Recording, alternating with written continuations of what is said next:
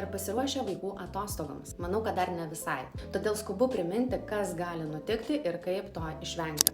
Kai prasideda kelionės, pasikeičia režimas, mityba, daugiau saldumynų, mažiau rutinos ir žarnynas tikrai apie tai duoda žinoti. Pilvo pūtimu, užkietėjusiais arba per laisvais viduriais, sustojusiu virškinimu ir panašiais nemalonumais. Ir čia jums gali padėti pre- ir probiotikai. Nes laiminga mikrobiota yra lygų virškinimo komfortas tiek vaikams, tiek suaugusiems.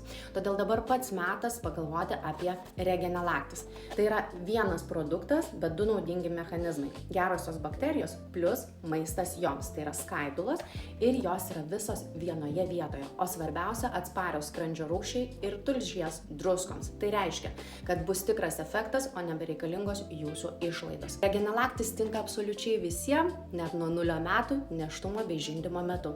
O vienas pakelis per dieną bus puikus pasiruošimas bei kelionės draugas atostogoms be jokių dramų ir chaoso. Šiandien užsisakot Regenelactis ir pradedat krautis daiktus. Labai jums pavydžiu.